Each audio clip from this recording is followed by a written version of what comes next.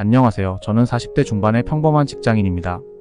최근 이혼 소송에서 판결을 받았는데 제 억울한 마음을 어디에 털어놓을 데가 없어 이렇게 글을 씁니다. 저는 아내와 2007년에 결혼했습니다. 저는 작은 사업을 운영하며 수입을 올렸고 아내는 전업주부로 가사와 자녀 양육을 맡았습니다. 2012년부터는 아내도 직장을 얻어 일하기 시작했습니다.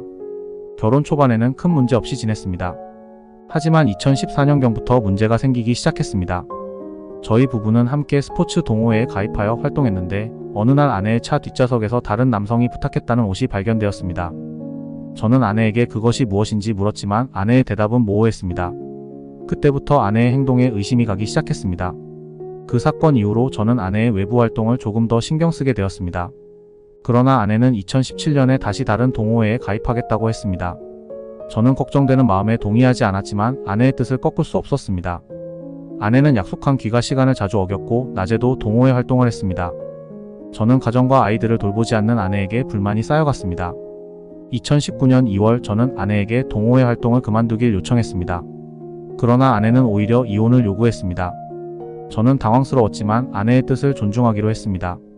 그래서 3월에 협의 이혼 신청을 했습니다. 하지만 이혼 숙려 기간 중에 아내의 행동은 더욱 이해하기 어려워졌습니다. 아내는 동호회 회장인 한 남성과 개인적으로 만나기 시작했습니다. 그와 함께 영화도 보고 공연도 보러 다녔습니다. 심지어 이혼 관련 법률 상담을 받으러 변호사 사무실에 갈 때도 그 남성과 동행했습니다. 저는 우연히 아내의 SNS 계정에 접속하게 되었고 그들의 관계를 알게 되었습니다. 분노한 저는 동호회 회원들에게 이 사실을 알렸습니다. 그런데 아내와 그 남성은 오히려 저를 명예훼손으로 고소했습니다.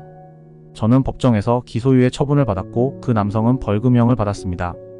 이 모든 과정에서 저는 큰 상처를 받았습니다. 결국 아내는 2019년 5월에 집을 나갔습니다.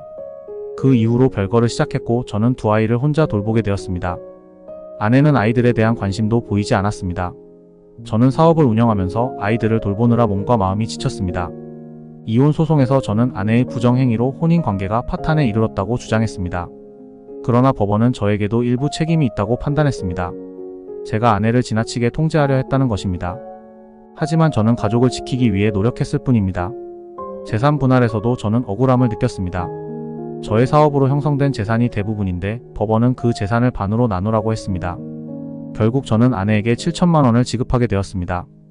아이들의 양육권은 제가 가지게 되었지만 아내는 양육비로 월 50만 원씩만 지급하면 됩니다.